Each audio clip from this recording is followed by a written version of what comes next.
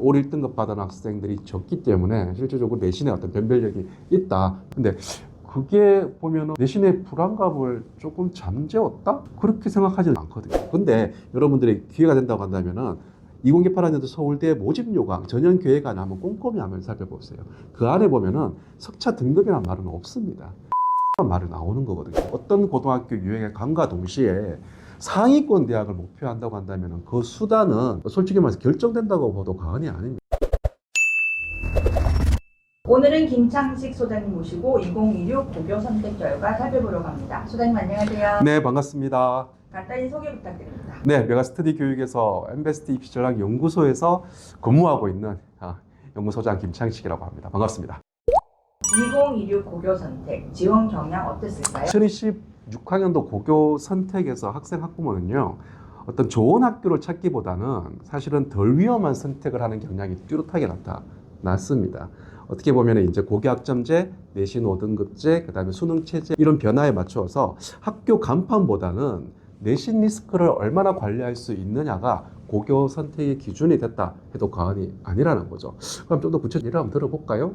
어차피 지금 의대를 목표하는 최상위권 같은 경우에는 실질적으로 입시 대입 정책의 변화에 맞춰 정시에서 내신을 반영한다는 그런 불안감 때문에 실질적으로 내신에서 유리한 고등학교가 어디냐라는 어떤 고민을 했다라는 거죠. 그러면 틀림없이 의대를 목표하는 친구들 같은 경우에는 기존에는 수능의 어떤 강점이 있는 어떤 전국 단위 자사고 쪽으로 지원했다라고 한다면은 약간은 이제 부모님들이 많이 혼동하는, 야 이거 일반고 가야 되지 않겠어? 어차피 수능까지 바라본다고 한다면은 정시까지 바라봐야 되는데, 그러면 정시에서 내신을 반영할 수 있다라는 어떤 그런 불안감이 있다고 한다면은 자사고가 불리하지 않겠어? 내신 석차 등급 5등급 체제라고 하더라도 어차피 부모들 입장에서는 내신 석차 등급의 부담감은 있는 건 사실이거든요. 때문에 의대를 목표하는 친구들 같은 경우에는 전략적으로 전국 단위 자사고보다는 오히려 일반고로, 자기가 속해 있는 지역에 일반고를 지원하는 어떤 그런 경향이 나타났었지요.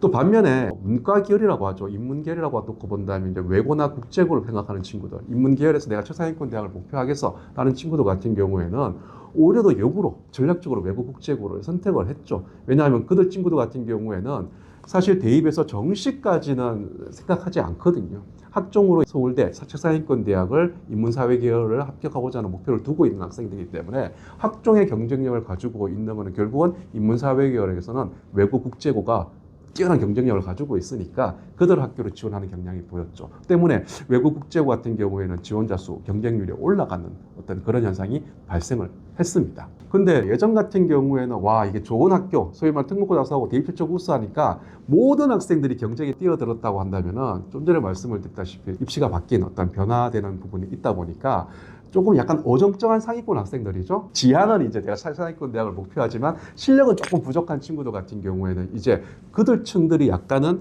본인의 상황에 맞추어서 약간 전략적으로 선택을 했다라고 보시면 됩니다. 어떻게 보면 내신에 대한 부담감이 상당히 컸다 이들 층 같은 경우에는. 그래서 조금은 어떤 유행에 따라서 어떤 외고나 국제고 아니면 전국 단위 자사고로 지원했다라기보다는 내 상황에 맞추어서 내신에 조금 더 유리한 일반고가 더 낫지 않겠어? 라는 어떤 그런 전략적 판단에 의해서 일반고를 선택하는 현상. 그렇기 때문에 거품이 조금 어정쩡한 상위권 학생들이 막 특목고 자사고에 지원해야지 특목고 자사고 바람이 부는데 그들 친구들이 이제 전략적으로 특목고 자사고보다는 오히려 일반고 쪽으로 지원하는 경향. 그러다 보니까 특목고 자사고의 지원자 수가 좀 상대적으로 많이 주는 그런 효과가 발생을 하게 됐다는 겁니다.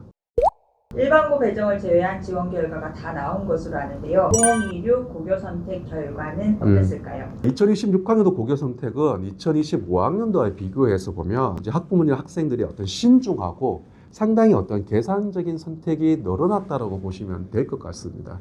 제가 2025학년도와 달라진 점을 한번 얘기를 해본다면 2025학년도 그때 당시 상황을 한번 가보죠. 그때는 고교학점제, 내신 5등급제, 수능체제 어떤 그런 변화, 어떤 정책 방향만 결정됐지 실질적으로 대학이 이 변화에 맞추어서 대학 입시를 어떻게 반영할 것인가에 대한 구체적인 내용은 아직 발표되지 않은 상태였기 때문에 실질적으로 고등학교 선택에서 이런 부분에 따라 불안감을 가지고 지원했다라고 한다면은 2026학년도는 상황이 완전히 달라졌죠. 왜냐? 서울대가 2028학년도 전형 계획안을 발표를 했었죠. 그 다음에 뒤이어 경희대도 발표를 했습니다.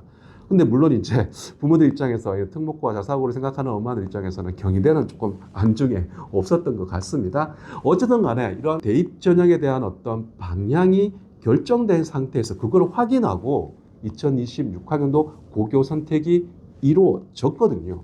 그렇게 놓고 본다면은 단순히 어떤 정책이 바뀐다는 어떤 그런 불안감보다는 이 전형 구조에서 어떤 학교가 유리할까 따져보는 어떤 선택이 더욱더 뚜렷해졌다는 게 2026학년도의 어떤 고교 선택의 특징이라고 보시면 될 것 같습니다. 올 1등급 학생들이 예상보다 많이 작잖아요. 적었잖아요. 그렇죠. 그게 좀 미친 영향이 있었을까요? 그러니까 상반기에 이제 그런 부분이 발표가 됐었죠. 부산시 교육청이라든지 아니면 서울, 경기도 이쪽에서 올 1등급 받은 학생들이 적기 때문에 실질적으로 내신에 어떤 변별력이 있다. 내신의 변별력이 없어가지고 불안했던 어떤 그런 마음들이 조금은 아니다. 이제 학년이 올라갈수록 실질적으로 교과 과목 이수하는 학생 수가 줄어들고 또 난이도가 올라가기 때문에 상위권 대학 입시에서 변별력은 있다. 이런 어떤 취지로 발표됐던 언론 어떤 기사들이 연구 자료들이 있었지요. 근데 그게 보면은 어떤 내신에 대한 불안감, 내신의 불안감을 조금 잠재웠다? 그렇게 생각하지는 않거든요. 그건 이제 뚜껑을 열어봐야 알죠. 석차 5등급 체제에서 올 1등급 받은 학생 수가 적다라고 하지만 실질적으로 그 이전에 석차 9등급 체제에서 올 1등급 받은 학생은 더 적었거든요. 더 적었다. 그러면 상대적으로 9등급 체제와 비교한다 하더라도 제가 봤을 때는 한 올 1등급 받은 학생들 숫자가 실질적으로 9등급 체제보다 더 많아지는 건 맞거든요. 그러면 최상위권 대학 입시에서 놓고 본다면은 이 내신의 변별력이 과연 있을까? 라는 부분에서는 저는 잘 모르겠습니다. 내신 변별력이 없지 않을까라고 저는 개인적으로 좀 생각이 들긴 합니다. 네, 변별력은 떨어졌다고 보는데 근데 약간 관점의 차이인 것 같아요. 그게 무슨 말이냐면 이제는 석차 등급이 의미가 없다라는 거죠. 예전에는 이제 9등급 체제에서 4% 아이들은 그 1등급은 상징적 의미가 있지만 과목을 선택한 학생 수가 아무리 적다고 거기서 10% 아이들은 1등급은 무슨 의미가 있을까요? 저는 의미가 없다고 보거든요. 때문에 그 1등급의 어떤 정량적인 평가에 대한 기준은 이제 의미가 퇴색된다.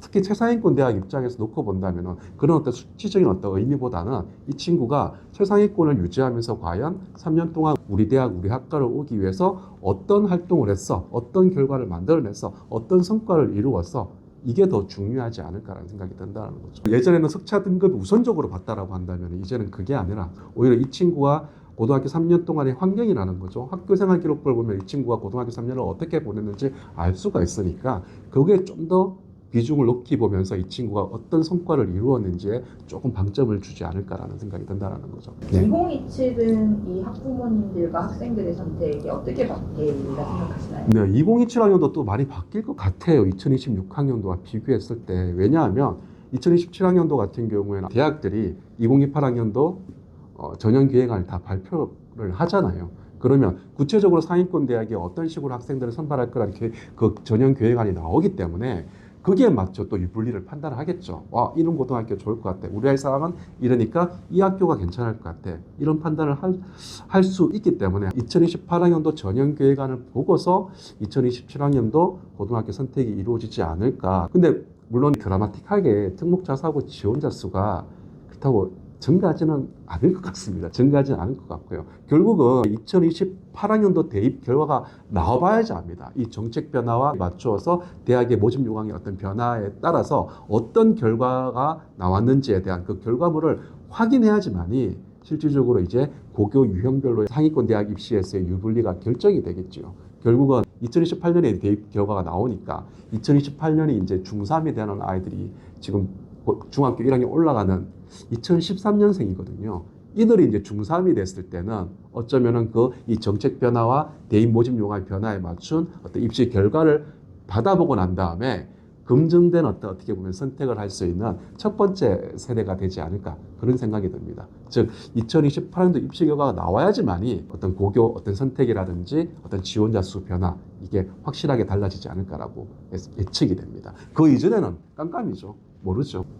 결과가 나오기 전까지는 지금 현재 중3, 이번에 올라가는 중3 학부모님들은 그렇죠. 올해 5월에 나오는 대학들의 전형 계획안을 살펴보고 그렇죠. 좀 많이 영향을 받겠네요. 그럼요. 2028학년도 전형 계획안이 이제 발표가 된다고 한다면은 정시 모집에서 상위권 의대들이 과연 어떤 식으로 내신의 어떤 반영 비중이라든지 이런 게 발표된다고 한다면은 이제 조금 더 움직일 수 있겠죠. 어라? 이제 정시에서 내신의 비중이 그렇게 크지 않네. 서울대는 비중이 높지만 그 외의 학교는 그렇게 높지 않네라고 한다면 또 수능 위주의 어떤 교육과정을 꾸리고 있는 어떤 자사고 쪽으로, 전국 단위 자사고 또 지원하는 어떤 그런 경향들이 나타나겠지요. 대입 전형 계획안은 정확하게 언제쯤 나오나요? 보통 4월 말에 나오죠.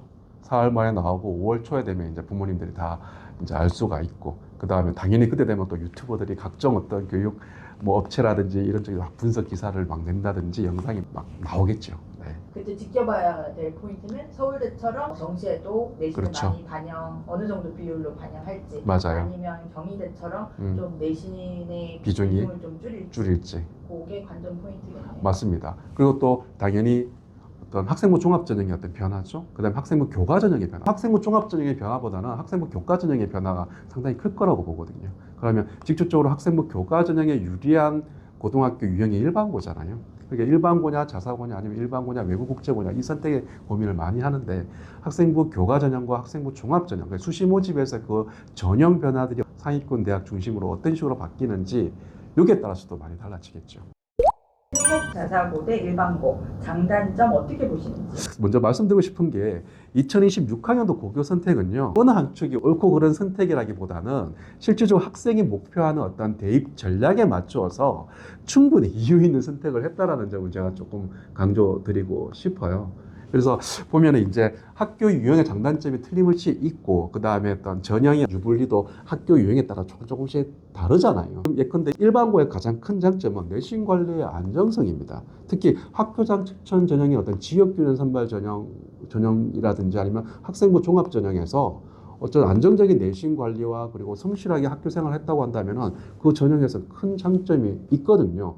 다만 학교에 따라서 어떻게 보면 심화 과목의 개설이라든지 학업 경쟁 환경이 어떤 제한적일 수가 있기 때문에 이런 부분은 실질적으로 상위권 대학 학생부 종합 전형에 상당히 불리하게 작용할 수는 있겠죠. 자, 그리고 특목 자사고의 장점은 학업 환경과 교육 과정의 깊이입니다. 이게 큰 장점을 가지고 있죠. 우수한 학생들이 모여 있으니까 심화 과목이나 그 탐구 중심의 수업이 원활하게 활성화될 수 있기 때문에 학생부 종합 전형에 쉽게 경쟁력을 갖추는 쉬운 구조가 특목고 자사고라고 보시면 됩니다. 반면에 이제 특목고 자사고 같은 경우에는 내신 경쟁이 치열하지요. 성적 관리에 대한 부담은 상당한 리스크로 작용할 수가 있다는 점, 이런 부분 여러분 생각하시면 될 것 같습니다. 그래서 한번 정리를 한번 해보면은, 소위 말하면 이제 안정적인 내신과 추천 기반의 어떤 전형을 목표한다고 한다면 일반고를 선택하는 게 맞고요.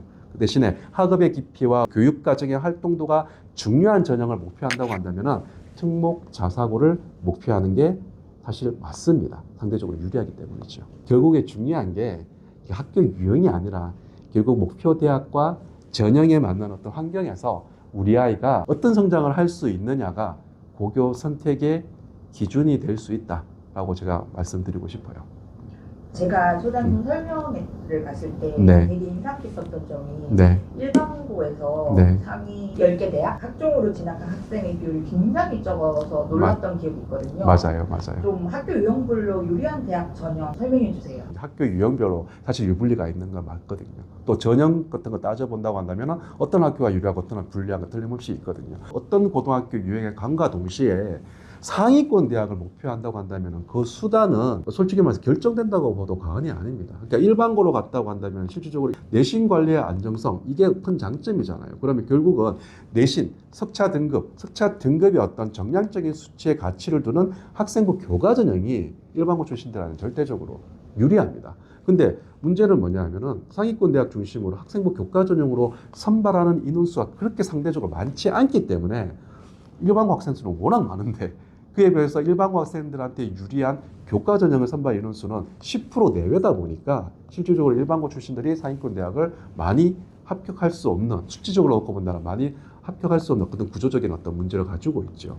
그에 반해 특목고 자사고, 특히 외고 국제고 같은 경우는 압도적으로 학생부 종합 전형으로 상위권 대학을 들어갑니다. 학생부 종합 전형으로 많이 또 학생들을 뽑고요. 결국은 그들이 갖고 있는 어떤 특징적인 어떤 교육 과정이나 어떤 깊이 있는 어떤 탐구 활동들을 토대로 해서 학종의 경쟁력을 가지고 있기 때문에 학생부 종합 전형으로 갈 수밖에 없는 거죠. 그러면 외고 국제고를 선택한 친구들 같은 경우는 결국 그 환경이 학종을 대비할 수 있게 학종의 경쟁력을 갖춘 환경이기 때문에 학생부 종합 전형을 목표로 해서 준비를 하겠지요. 자, 반면에 자사고죠. 특히 전국 단위 자사고는 이과 학생들뿐만 아니라 약학계를 목표한 학생들이 전국 단위 자사고를 가는데 전국 단위 자사고가 이제 큰 변화를 겪게 되겠지요. 물론 이제 아직까지는 이 영상을 촬영하고 있는 지금 시점은 서울대만 발표했고 서울대 정시 모집에서 내신의 비중이 상당히 높죠. 반면에 경희대는 여러분들 경희대는 생각하지 않겠지만 경희대는 정시 모집에서 내신의 비중이 거의 없습니다.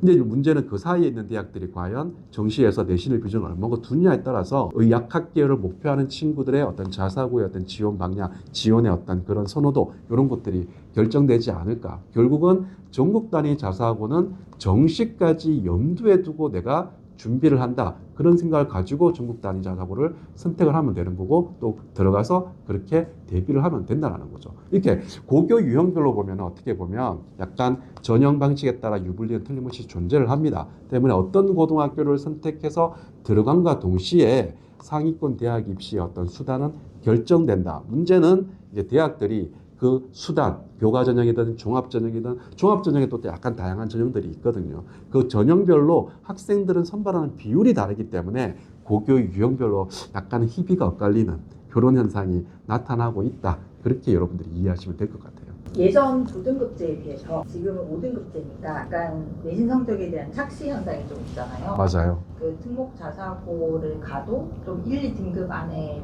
학생의 비율이 늘어나는데 학생 학부모님들의 선택은 일반고로 좀 더 치우치는 느낌이란 말이에요. 네, 맞아요. 이게 좀 객관적인, 좀 현명한 판단일지 네. 아니면 내신이 너무 중요하게 여기는 너무 안정적인 지원인 건지. 그러니까 이게 제가 보기에는 관성인 것 같아요. 입시 정책은 사실 고교 학점제가 적용된과 동시에 교육 과정이 바뀌고 사실 이 핵심은 뭐냐 하면 정량 평가는 아니거든요. 사실 정성평가거든요. 근데 어쩔 수 없이 내신 5등급제라는 또 상대평가의 어떤 개념을 그대로 유지된 채 9등급에서 5등급 완화됐지만 그 특차 등급이 존재하기 때문에 부모님들은 거기에 많이 불안해 하신 것 같아요. 기존에는 대학 입시에서 절대적으로 9등급 체제, 석차 등급이 압도적으로 중요했죠. 하지만 이제 5등급 체제가 된과 동시에 상위권 대학 입장에서 놓고 본다면 사실 이 석차 등급은 크게 정량적으로 평가할 요소로는 많이 약해진 건 맞는데 이거는 사실은 제 예상이지 이것도 결과가 나와봐야 알거든요. 근데 여러분들이 기회가 된다고 한다면은 2018학년도 서울대 모집 요강 전형 계획안을 한번 꼼꼼히 한번 살펴보세요. 그 안에 보면은 석차 등급이라는 말은 없습니다. 탁월한 국가 성취도란 말이 나오는 거거든요. 결국은 뭐냐 하면은 알거든요. 이제 고교학점제가 되고 아이들이 과목에 선택을 하게 된다고 한다면은 소인수 과목일 수도 있다라는 거죠. 거기에서 석차 5등급 체제 10%에 드는 게 무슨 의미가 있을까요? 그래서 석차 등급의 의미가 중요한 게 아니라 실질적으로 네가 그런 과목을 선택을 해서 높은 성취도를 보였다라고 한다면은 그게 1등급, 2등급, 이번 3등급 나오다 하더라도 높게 평가하겠다라는 게 서울대의 어떤 방향이거든요. 근데 지금까지의 입시를 놓고 보면 그 석차 등급 이게 워낙 중요하다 보니까 거기에 어머님들이 많이 매몰되다 보니까 거기에 막 포커싱이 맞춰져 있는 느낌이 듭니다. 근데 제가 개인적으로 예상하건대 아니 그건 의미가 없을 것 같아요.